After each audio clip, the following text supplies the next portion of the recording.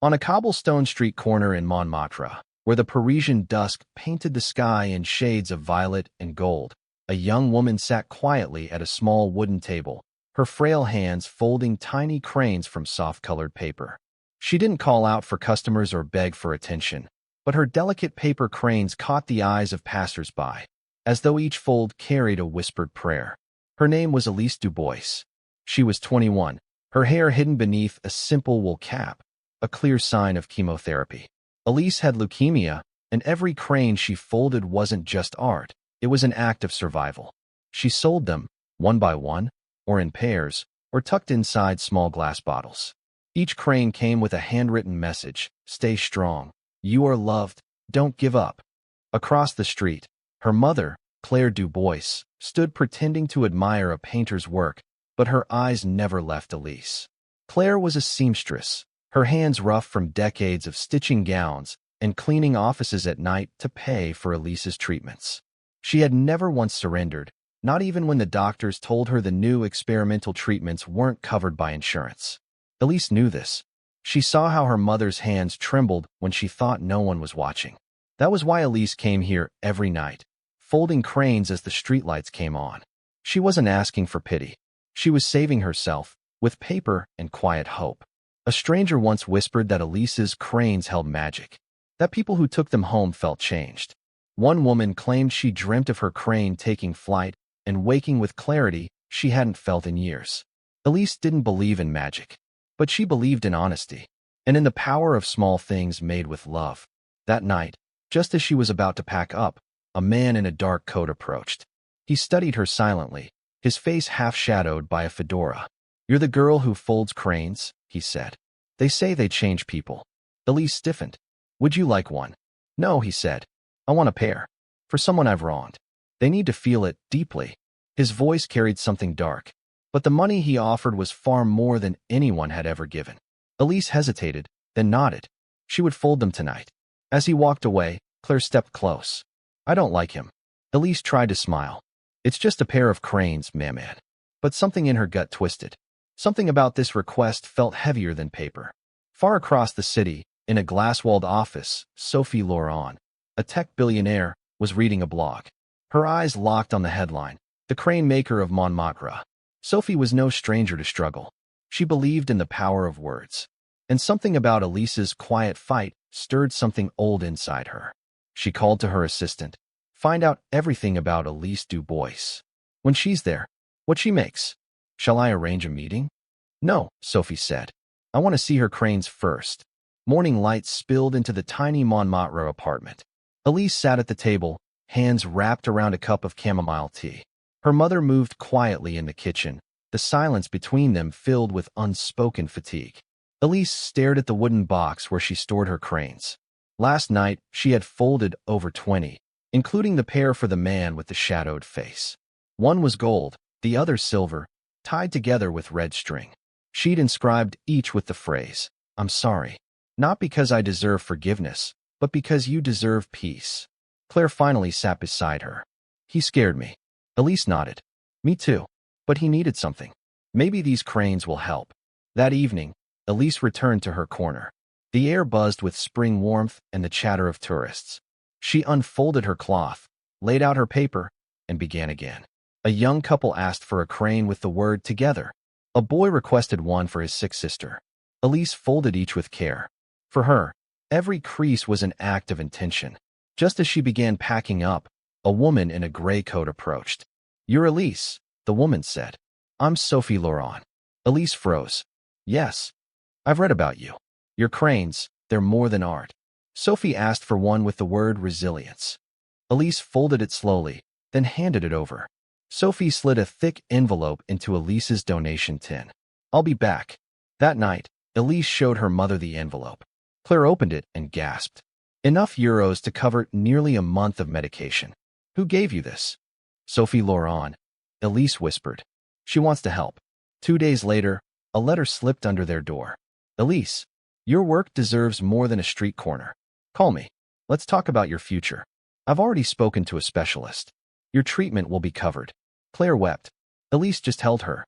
Days later, Elise stepped into the glass tower of Laurent Technologies. She carried a wooden box filled with her best cranes. Sophie welcomed her with warmth. "Show me what you brought." Elise laid out cranes of every color, each with a message: forgive, begin again, fly anyway. Sophie examined them like sacred relics. "These aren't paper," she murmured. "They're soul fragments. I want the world to see them." Sophie invited Elise to join an upcoming art exhibition and offered full sponsorship for her medical treatment. "Why me?" Elise asked. "Because someone once believed in me when I had nothing. Now it's my turn." That night, Elise told Claire everything. Her mother embraced her tightly. "You're not just surviving, Sherry. You're flying." In the following weeks, Elise prepared for the exhibition, folding cranes like prayers, naming each collection: cracked hearts, the unsaid things, rebirth. Her mother brewed tea. Elise folded hope. The gallery in Marais gleamed under warm lights. Elise's cranes hung from invisible threads, spinning gently like a sky of soft-winged messengers. Attendees whispered. Some cried. Others wrote down the words they read on her cranes. One man lingered before a glass case, the same man who had ordered the pair of cranes weeks earlier. Elise approached. "Did she forgive you?" He shook his head. "No, but she wept when she saw them." That was enough. Sophie arrived, elegant but quiet. She took Elise's hand. "You've done more than I hoped." That night, Sophie handed Elise a letter. "Elise, this is just the beginning. I've created the Paper Crane Fund, in your name. For young dreamers. For fighters. Keep folding. The world is listening." Later, on their tiny balcony, Elise gave Claire a white crane. "What does it say?" Claire asked. "Family," Claire cried, holding her daughter close. 2 weeks after Elise sent her handwritten letter, she received a thick envelope sealed with the dark blue wax crest of L'Oran Technologies. With equal parts excitement and curiosity, she opened it. Inside was a letter written in elegant violet ink and a small card with a pressed flower. Paris, April 28th. Dear Elise, your letter. I've read it more than 10 times. Each time, I see a different version of you. No longer just the girl who folded cranes to survive, but someone who lives fully, someone who gives from the place that once hurt most. The story of the 12-year-old boy deeply moved me. That a single crane could help him face his stutter, and now he teaches others to fold, is proof that art needs no grand stage. A corner of a classroom, a small act of bravery, and a folded wing are enough to change a life. You've inspired me to act on something I've long considered. Thanks to your letter, it's time. We will open a space called the Hope Folding Room. Not just a craft space, but a room for healing. You will be the first to teach there. I don't need you to repay me. Only this: keep folding. Keep giving others the courage to find their own wings. Oh, and one more thing. On May 21st, the city will host a Children Without Borders festival at Jardin du Palais Royal. Children from orphanages, refugee shelters, pediatric hospitals, many of them will attend. I've reserved you a crane corner. No fancy setup needed. Just bring your hands, your heart, and your wings of paper. I'll be there, not as your patron, but as a friend. Warmly, Sophie. Elise put down the letter and sat silently for a long time. Her mother Claire stepped in with a glass of orange juice. "Good news?" she asked gently. Elise nodded, eyes glistening. "I think this time, I'm not just the girl who folds cranes. I'm someone helping others to fly." On May 21st, the sky above Paris was soft and clear. The Jardin du Palais Royal buzzed with laughter and sunlight, filtered through rows of trees. At a long wooden table draped in white cloth, Elise sat quietly. On the table lay neatly stacked origami paper of every shade, beside rows of small, finished cranes. Children from many backgrounds ran through the garden, some barefoot, some in wheelchairs, some clutching 4 poles, but all with eyes filled with wonder. A young boy with bandages on his arm sat down across from Elise, carefully copying her folds. "Mine isn't perfect," he said shyly. Elise smiled. "It doesn't need to be perfect. It just needs to be real."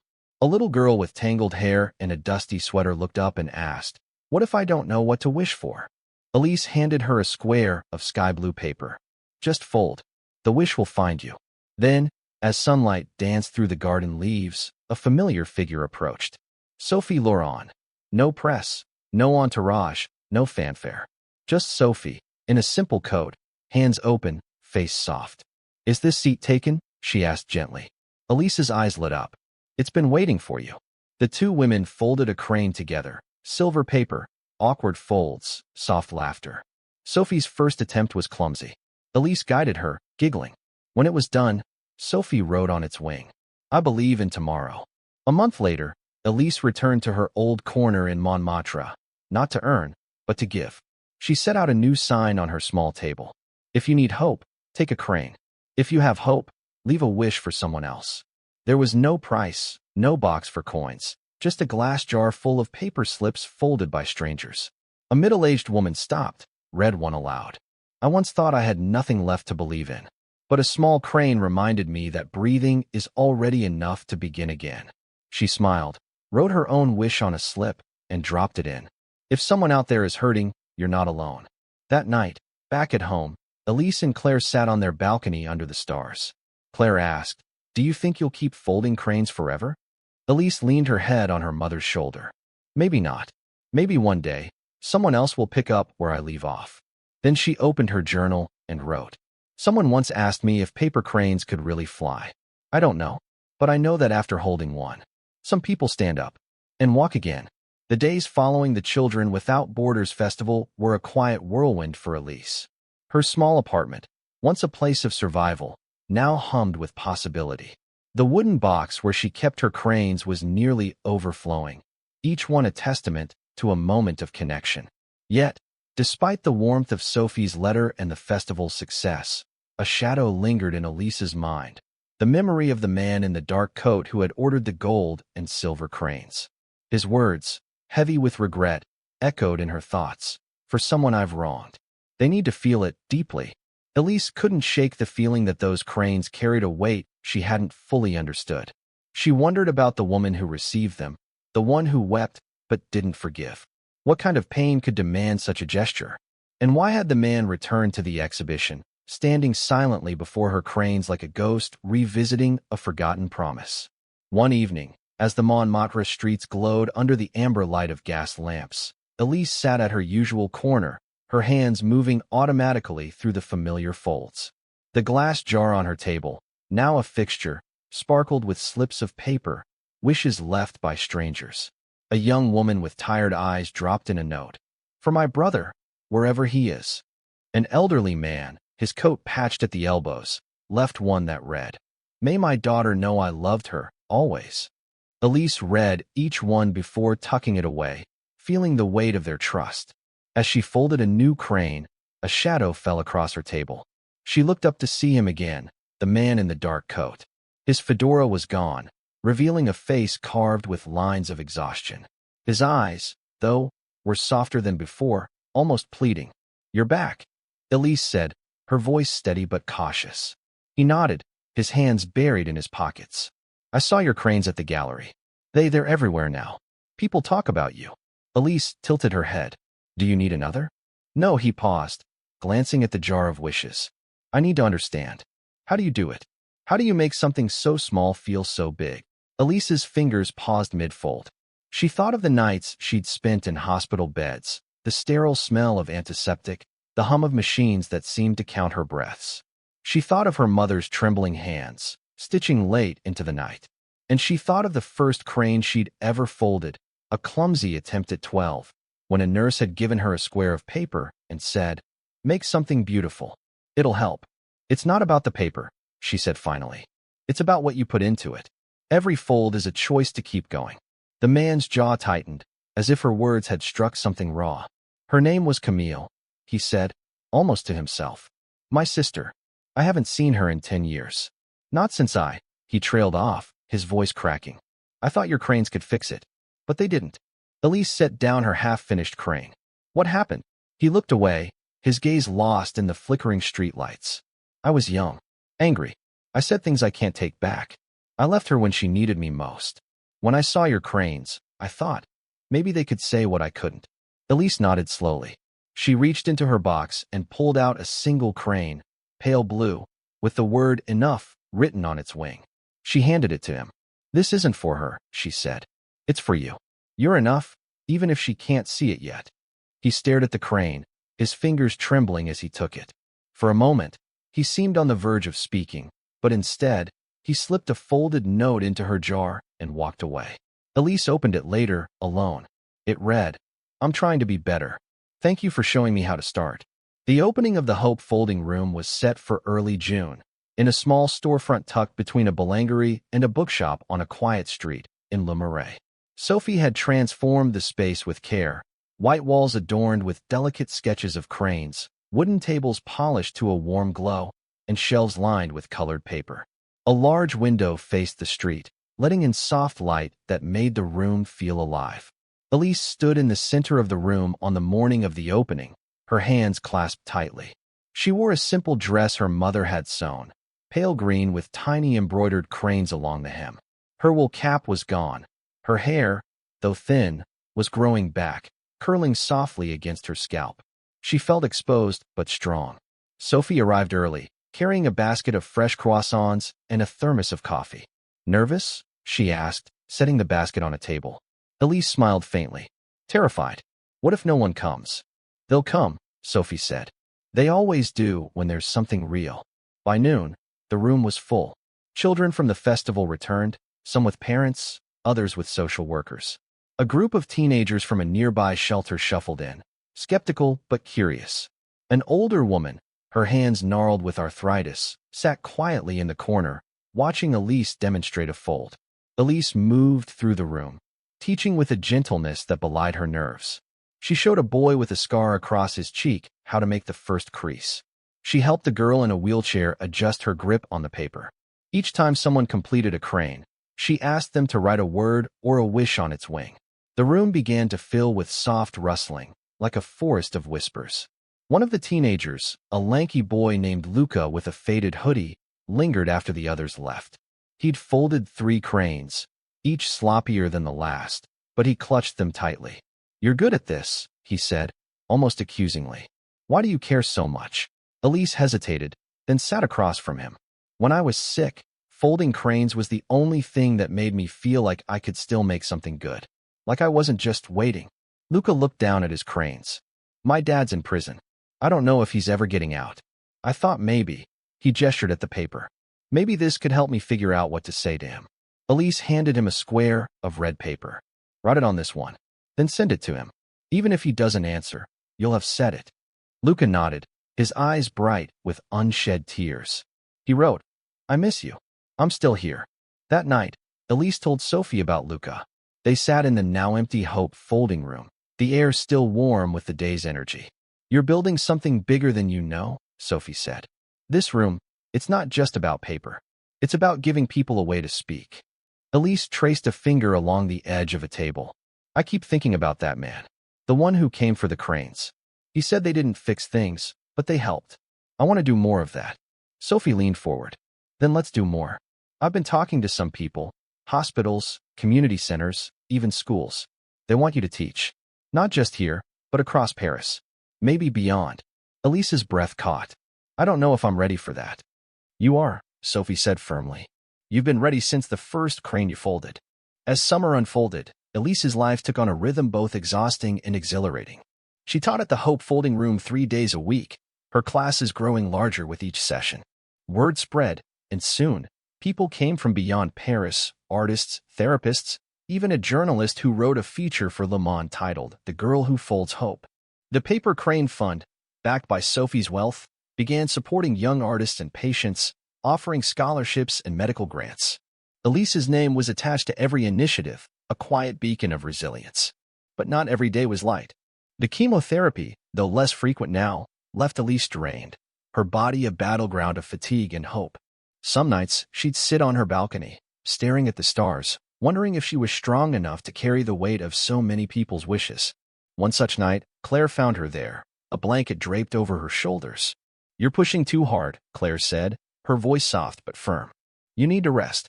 "I can't," Elise admitted. "Every time I stop, I feel like I'm letting someone down." Claire sat beside her, taking her hand. "You're not a crane, Sherry. You don't have to carry everyone's hopes." Elise leaned into her mother's warmth. "But what if I stop and the magic stops too?" Claire smiled, brushing a strand of hair from Elise's face. "The magic isn't in the cranes. It's in you." The next morning, Elise received an unexpected visitor at the Hope folding room. It was Camille, the sister of the man in the dark coat. She was tall, with sharp cheekbones and eyes that seemed to hold a storm. She carried the gold and silver cranes Elise had made, now slightly worn, as if they'd been held often. "I'm Camille," she said, her voice clipped. "My brother, Mark, told me about you." Elise's heart raced. Did the cranes help? Camille's lips tightened. "They broke something open in me. I didn't want them to. I didn't want to feel anything for him after what he did. But," she set the cranes on the table, "I'm here because I want to make one. For him." Elise handed her a square of white paper. They sat together, folding in silence. When Camille finished, she wrote on the crane's wing, "I'm not ready to forgive, but I'm ready to talk." As Camille left, Elise felt a shift inside her. The cranes weren't just for healing others. They were healing her too, stitch by stitch, fold by fold.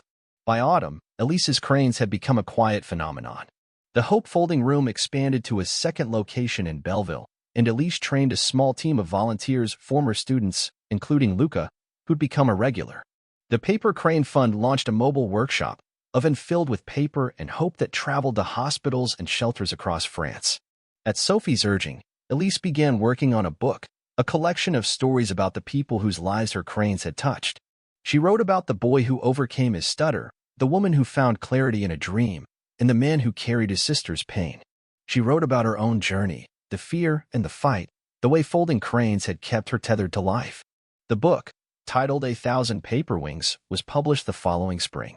At the launch event in a small Parisian bookstore, Elise stood before a crowd of strangers and friends, her mother and Sophie in the front row. She read a passage about her first crane, her voice steady but soft. "I folded my first crane when I was 12, in a hospital room that smelled of antiseptic and fear. It was crooked, the wings uneven. But when I held it, I felt something shift. It wasn't magic. It was me, choosing to make something beautiful out of something broken." The room was silent, then erupted in applause. Afterward, people lined up to share their own stories. A nurse told Elise how she'd started folding cranes with her patients. A teacher described a classroom transformed by a single crane-making lesson. A young girl, no older than 10, handed Elise a tiny crane with the word "brave" written on it. That night, Elise and Sophie walked along the Seine, the city lights shimmering on the water. Sophie carried a copy of Elise's book, her fingers tracing the cover. "You've built something extraordinary," Sophie said. "Not just cranes, but a movement." Elise smiled, her heart full. "I just folded paper. You and everyone else, you made it mean something." Sophie stopped, her eyes bright. "No, Elise. You made it mean something. We just followed your wings." Years later, Elise stood on her balcony, now in a new apartment overlooking the rooftops of Montmartre. She was 25, her health fragile but stable, her life a tapestry of small victories. The Hope Folding Room had grown into a network of workshops across Europe, each one a testament to the power of small acts. The Paper Crane Fund had helped hundreds of young people, from artists to cancer patients, find their own wings. The glass jar, now an old friend, sat on a shelf inside. It was filled with thousands of wishes, each one a story, a hope, a prayer. Elise no longer sold cranes, but she still folded them, leaving them in parks, on benches, in hospital waiting rooms. Each one carried a note. "Take this if you need it. Leave a wish if you can." One evening, as she sipped chamomile tea, a letter arrived. It was from Camille, now living in Lyon. She'd reconciled with her brother, Mark, after years of silence. The letter ended with a simple line: "Your cranes gave us a way to start again. Thank you." Elise folded a new crane that night, pale gold, and wrote on its wing, "For everyone who needs to begin again." She placed it in the jar, alongside the others. As the stars blinked above Paris, Elise thought of her mother, now retired but still sewing, of Sophie, who'd become a friend as much as a mentor, and of the countless hands that had folded cranes because of her. She thought of the boy at the festival, the girl with the tangled hair, the man with the shadowed face. And she smiled. Because even if paper cranes couldn't fly, they carried something far greater: the weight of hope, the promise of tomorrow, and the quiet strength of a heart that refused to stop folding.